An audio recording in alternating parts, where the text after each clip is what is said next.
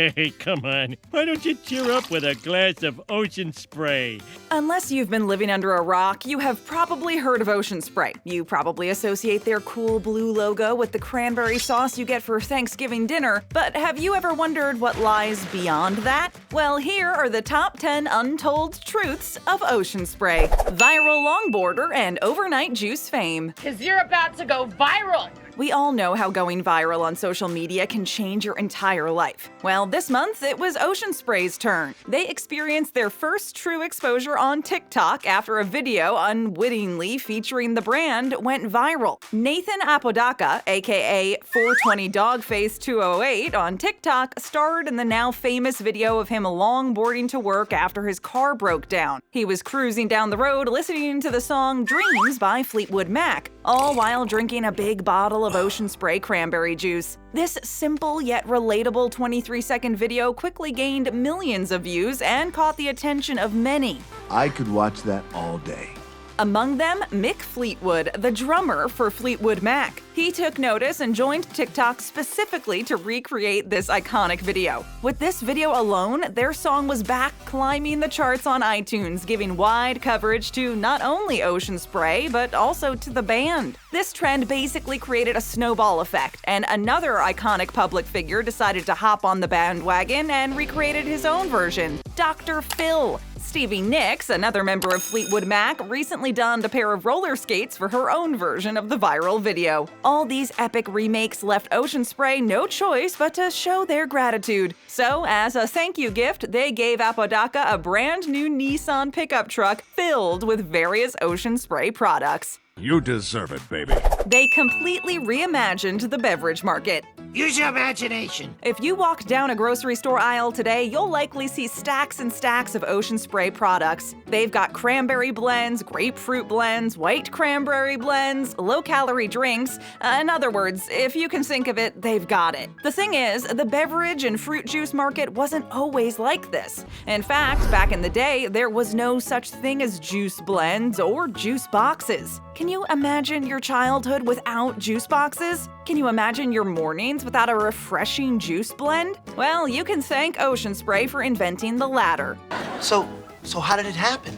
Well, 3 independent cranberry growers wanted to expand the market for cranberries, so they introduced Ocean Spray cranberry juice cocktail in the 1930s. Over 30 years later, Ocean Spray revolutionized the cranberry market and the juice market when they introduced their first juice blend, Cran Apple Cranberry Apple Juice Drink. Once the founders banded together to launch their first product, jellied cranberry sauce, there was no stopping them. Growers from Wisconsin, Washington, and Oregon quickly joined the cooperative, and within its first decade, Ocean Spray became the first producer of cranberry juice drinks. Even though they do have more options now, it's said that their original products remain the most popular. Do you want cranberry juice or cranberry cocktail? The Great Cranberry Scare of 1959.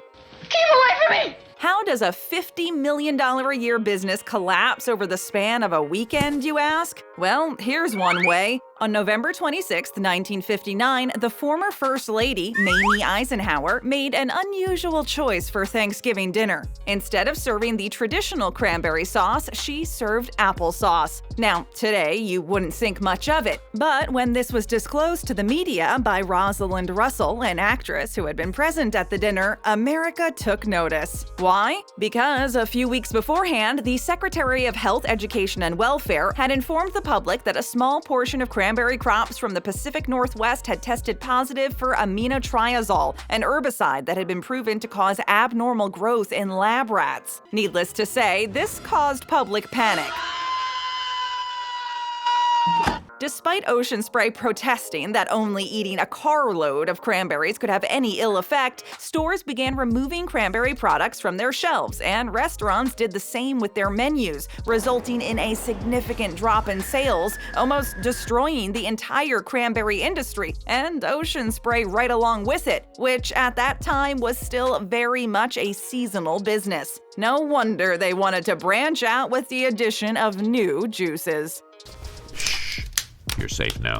Ocean Spray has a Bog Cam. And you'll like it. While the cranberries are only harvested in autumn, growing them is a year-round affair. This includes frost protection in the winter and pest management in the spring. Then there's weed control and bee pollination in the summer. And that's not even the half of it. There are plenty of other important steps that we don't even see. All of this comes to a head in the fall when the berries reach their peak color and ripeness and are ready to be harvested. All the way back in 2012, when this technology was brand new and shiny, Ocean Spray put out a Facebook post in honor of Dr. Seuss's birthday.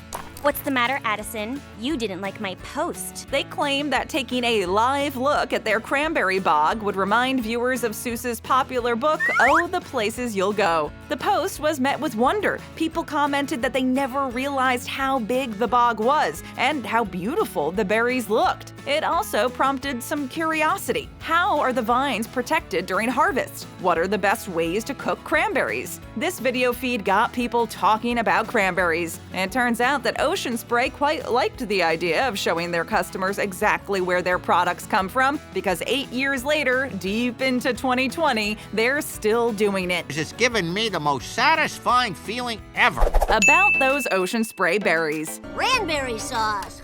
Now we're talking. Before we talk about cranberries, we must first acknowledge that not everyone calls them that. To Eastern natives, they were Sasamanesh. Cape Cod Pequots and South Jersey Lenni Lenape tribes called them ibimi, or the bitter berry. And the Algonquins of Wisconsin dubbed the fruit Atoqua. But it was the early German and Dutch settlers who started calling it the craneberry because of the flower's resemblance to the head and bill of a crane. You're probably wondering why we're talking about this. Well, it was Native Americans who were the first to use these berries in different ways. For example, by mixing mashed cranberries with deer meat, they made a survival food called pemmican. They also believed in the medicinal value of the cranberry, using the berry in poultices to draw poison from arrow wounds. And the rich red juice of the cranberry was used as a natural dye for rugs, blankets, and clothing. These are just some of the reasons the cranberry has been called the wonderberry. In any case, the only reason we call one of the most unique fruits in the world a cranberry is because of the settlers. While they're primarily harvested in the Northeast, cranberries also grow in other parts of North America, like Wisconsin and the Pacific Northwest. Drink some cranberry juice. The secret behind wet harvesting cranberries. First and foremost, cranberries are grown in a bog, an area of soft, marshy ground with acidic peat soil, usually near wetlands. This is where cranberries grow on long-running vines. You can find them all over North and South America, from Massachusetts to Washington, parts of British Columbia and Quebec, and even Chile. Fall is harvesting season, so every autumn the cranberries will reach their peak color and flavor. In other words, that's when they're ready for picking or scooping. So, how do they get harvested? Time to harvest, boys! Have you ever seen those photos of cranberries floating on top of the water? Well, that's a method called wet harvesting, where the bog is flooded with up to 18 inches of water the night before the berries are to be collected. The growers then use water wheels, nicknamed egg beaters, to churn the water and loosen the cranberries from the vines. Each berry has tiny pockets of air that allow it to float to the surface of the water. From there, they're corralled together, loaded into trucks, and shipped off to be made into juice or sauce or whatever fits your cranberry fancy. This cranberry sauce looks great. Wait, so what's dry harvesting? Good question, we'll check into that. If wet harvesting seems like an extreme method to harvest cranberries, there's also another way: dry harvesting. You're probably wondering why they would harvest some cranberries one way and other cranberries in a different way. Well, it's all about freshness and the quality of cranberry that they need. Wet harvesting is better for things like cranberry sauce and juices, while dry harvesting is good for the fresh cranberries that you buy in the supermarket. So, how is it done? Cranberry growers will use a mechanical picker that resembles a lawnmower. It has metal teeth that comb the berries off the vine and deposit them in a burlap sack at the back of the machine. Helicopters are sometimes used to transport the sacks to protect the vines from the traffic of heavy trucks. In any case, it's no surprise that they employ over 2,000 people. It's a lot of work to get done in the span of a month and a half. She's gone missing about a month and a half ago. A very bad scandal. I wouldn't really call it a scandal.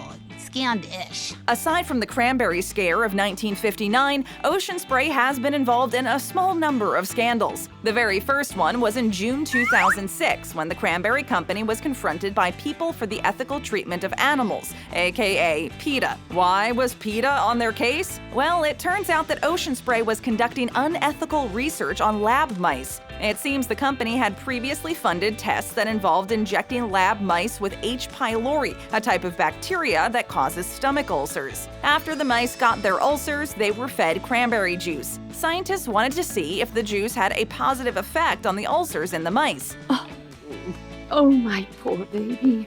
While Ocean Spray's intentions may have been good, the research was conducted to determine whether or not it could be used as a digestive. The means by which they went about it, however, weren't the most transparent. The only other prominent scandal was actually quite recent. In January 2020, Ocean Spray settled a class action lawsuit that claimed its products were misleading by stating in advertisements that they do not contain artificial flavors. Since they contain malic acid and/or fumaric acid, the company agreed to pay $5.4 million to claimants. You need to earn back my trust. Cranberries are a superfruit. Yeah, what happens when you eat it? I don't know. I've never eaten it. I don't know it.